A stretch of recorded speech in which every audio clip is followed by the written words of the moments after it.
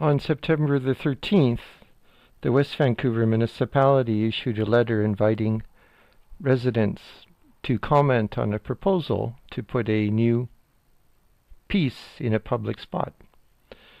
The suggestion is to stack two red cubes, one atop the other, and place it next to the newly renovated ferry building gallery.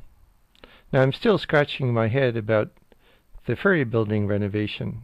It's a building that is worth $25,000 on land that's owned by the Crown, yet somehow they managed to spend $3.2 million of renovation on this little project. Now they want to top it off with something that artists will quite bluntly call spam. They might call it something worse than that, but me being a gentleman, I won't use those inappropriate words. The idea of stacking two cubes, one atop the other, is quite common and very cliche. It has been used by Arthur Francis in his sculpture Take a Chance, which is next to the gallery, a gallery in England. As for the stacking of red cubes, you can buy this online. Has anyone done the due diligence? For $1,500 you can buy this. It's quite a common thing. There's nothing really special about this kind of a presentation.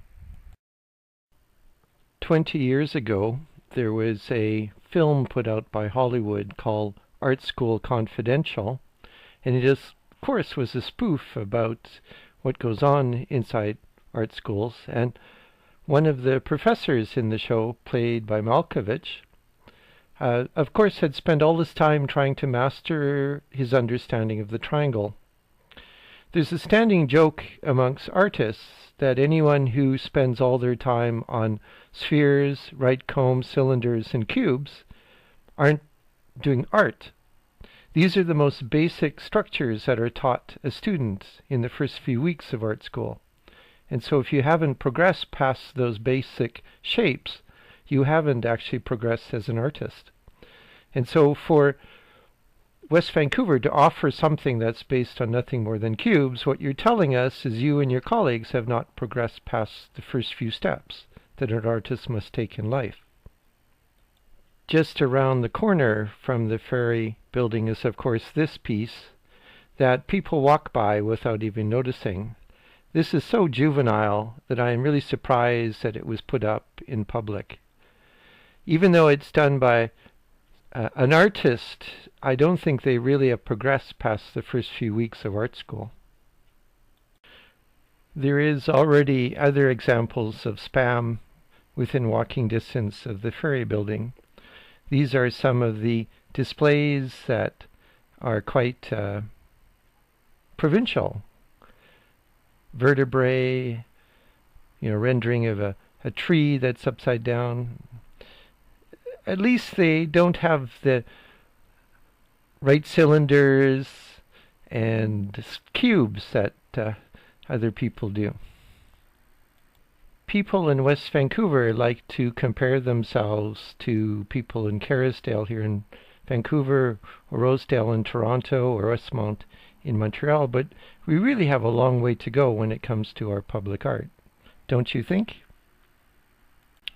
There are very few examples of monumental art here in Vancouver. There is, of course, the Angel of Victory next to Waterfront Station, a tribute to the sacrifice of Canadian servicemen during the First World War.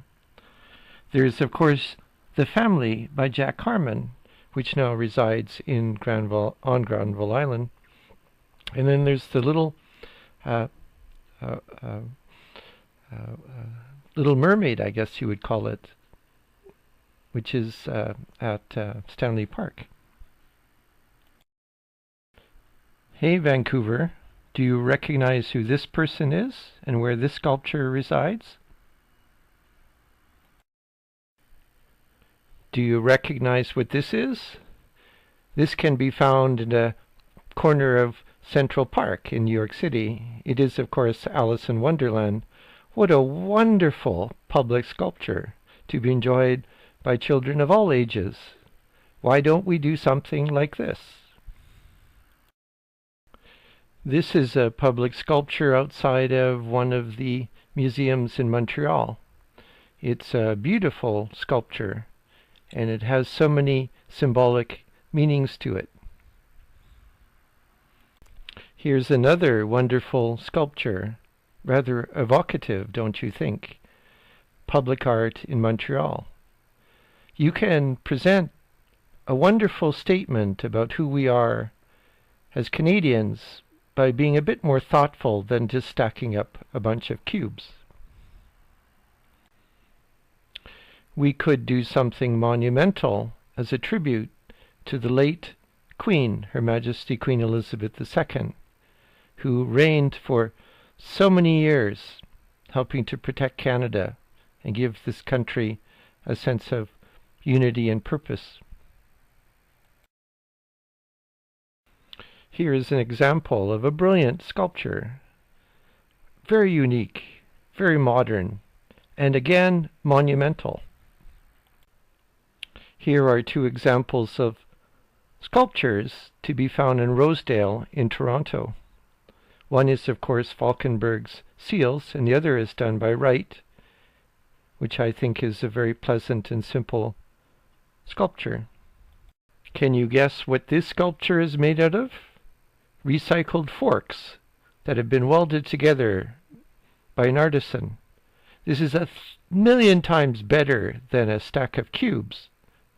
This is, of course, monumental, and this is, of course, modern.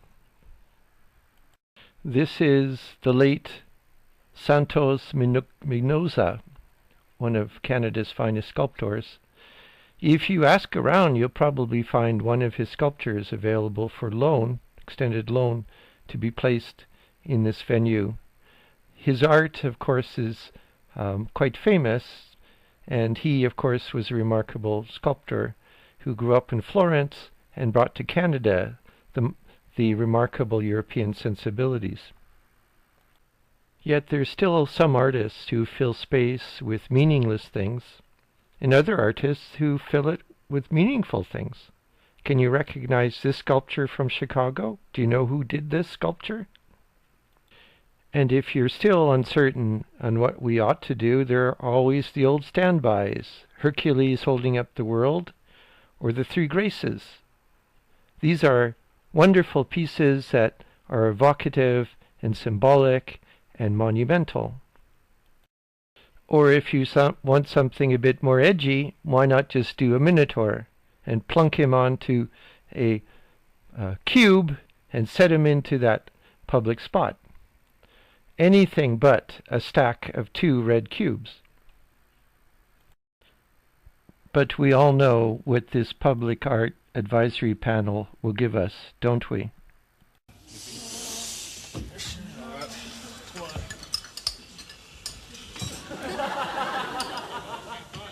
Morning. Morning. What you got then?